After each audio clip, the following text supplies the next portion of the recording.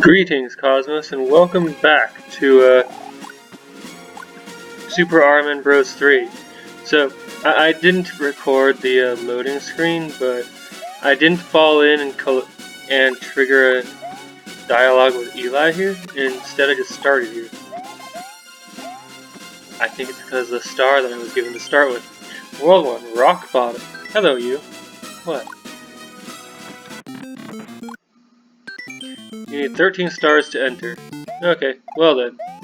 I didn't even stop to read the name. Oh, I didn't stop to read the name of this one either.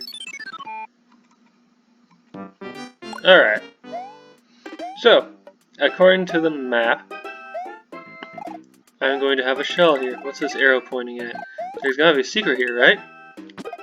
You don't have an arrow without it pointing to something important, right? Right?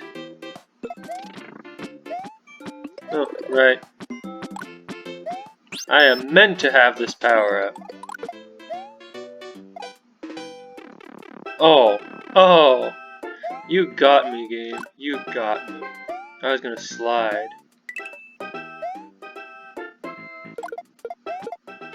Good job, me. So I think this is the shell tutorial level.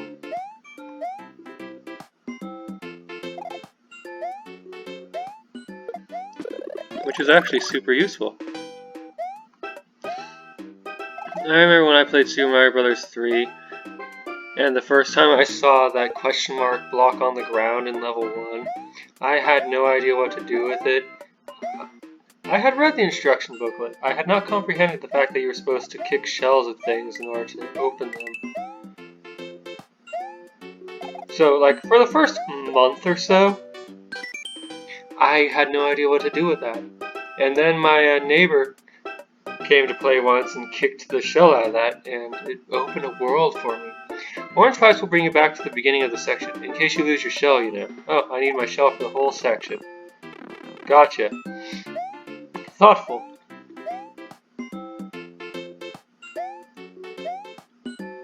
Alright, so this has a secret star in it, I believe.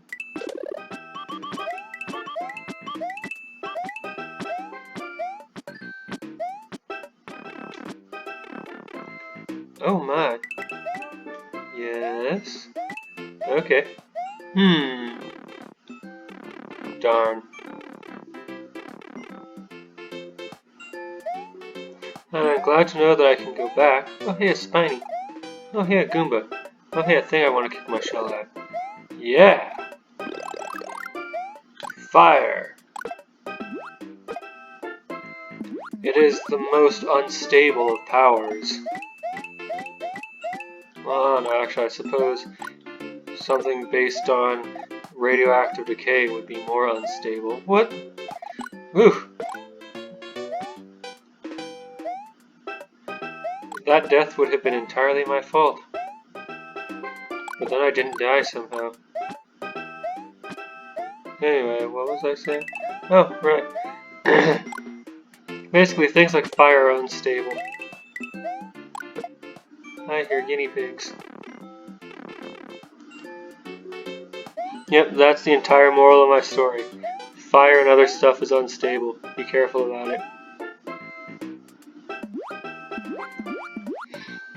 I've been thinking a lot about Pokemon lately. I haven't been actually playing it lately. I've just been thinking about it. It is a thing that exists, you know? And in that existence, it, like, exists. Curses!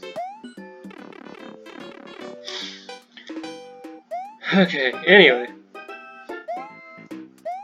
The mainline Pokemon games just feel so bound to this old tradition, to the tradition started with like the first and second games, including having a new bird and a new, gosh, what's the other thing? A new rodent in every region, even though such things are totally unnecessary. I mean, at least make them, you know, not unpleasant to use.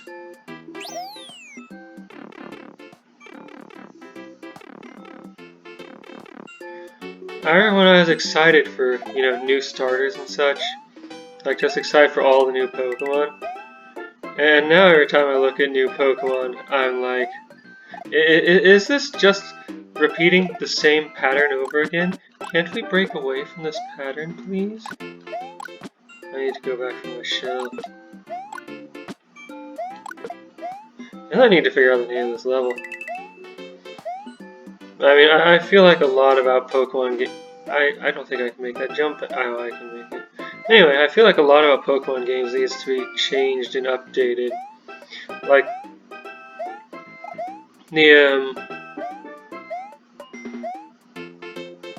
the Island Trials in Pokemon Sun and Moon, they were fun. They were still basically gym battles, but I liked how instead of fighting a gym leader with their horde of Pokemon, you fought a single, like, I guess it was wild Pokemon. Oh no, I messed up. Right? And then it summoned minions. Like, it was a bigger version of normal Pokemon, and that was cool. And then it summoned minions, and that was cool. And I liked how an Ultra, as much as I haven't talked about it on this channel because this isn't a Pokemon channel, but as much as I make fun of Ultra Sun and Ultra Moon, and also the story of Sun and Moon, Ultra Sun and Ultra Moon did right when they let you get the Totem Pokemon, which are just bigger versions of normal Pokemon. I thought that was so cool. Anyway, something. Pokemon games. Like, I really feel like Sun and Moon were a step in the right direction. Like, the Island Trials really make it feel like a different culture from previous Pokemon games, where every game has gyms. Well, not every game. I've praised Pokemon Coliseum and Gale of Darkness for breaking away from that before. But,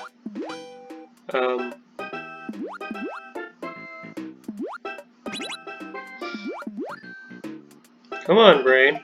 There was a thought here. Finish it.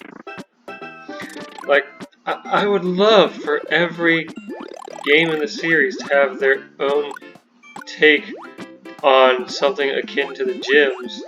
Is there anything up here that's worth coming back for? What the? Did I hit something? No. Anyway, what was I saying? Oh, right. Island Trials.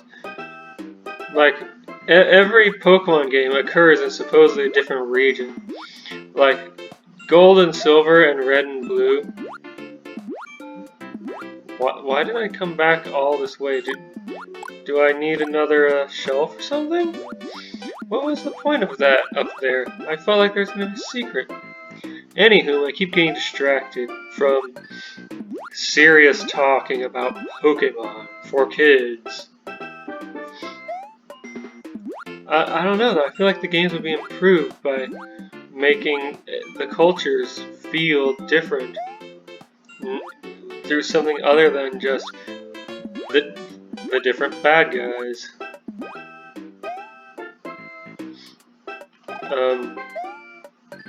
Huh?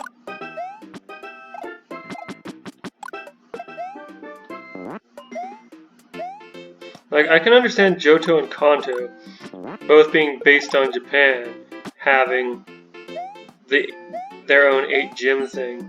And honestly, Gold and Silver was amazing for letting you travel to the only previous region.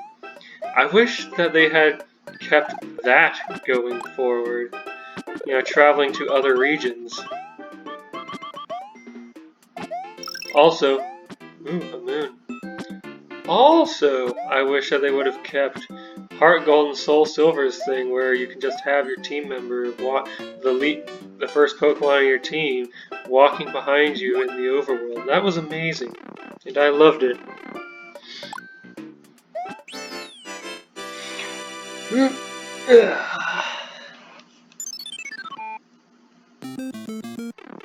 I suppose the games would get cumbersome even to play. You know, Generation 7 let you go back through 6 generations of regions. Shell Game by Nin8 Halos. That was a fun level, Nin8 Halos. Now let's try Awesome Hills by... How do you pronounce that? Oldida1? Oldidai? Olduvai! Right.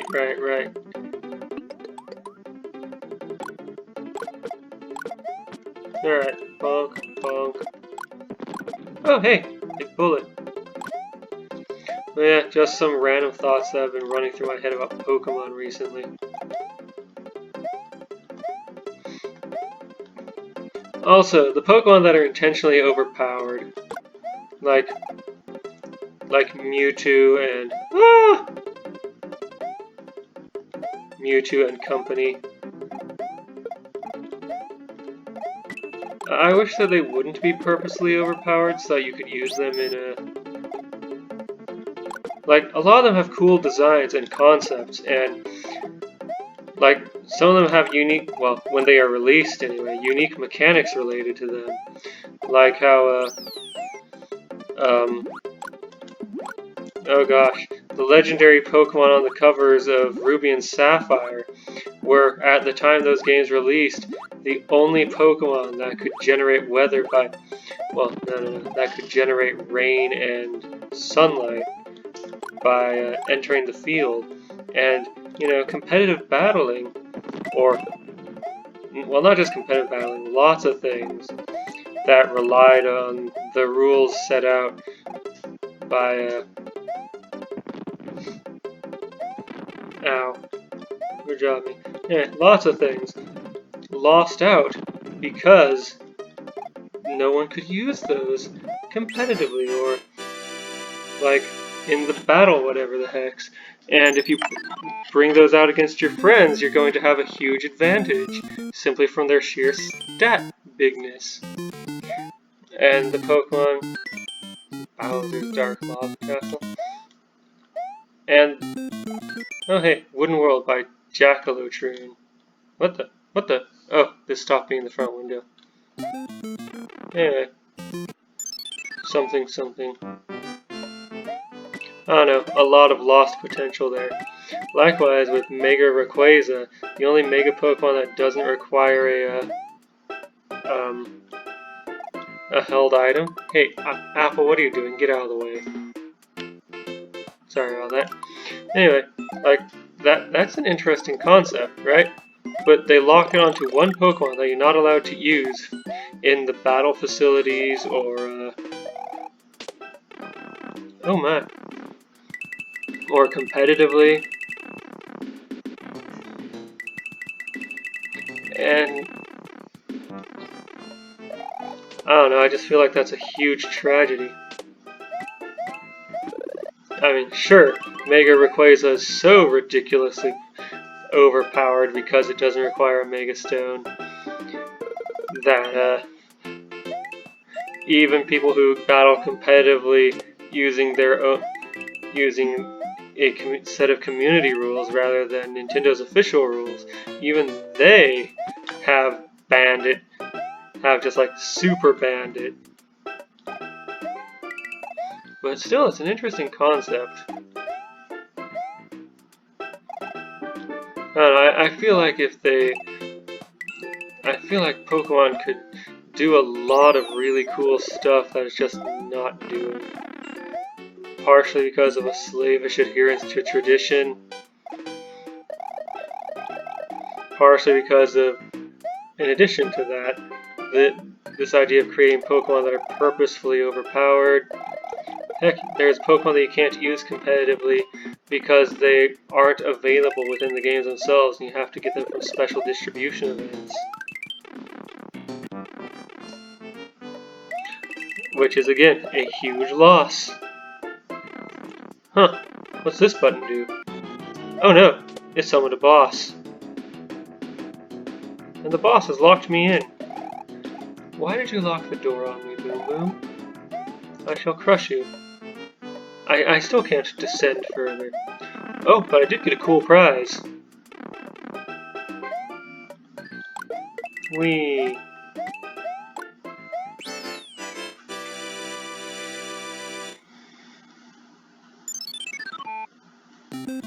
Alright, well, join me next time as I continue exploring World 1 Rock Bottom. See you then.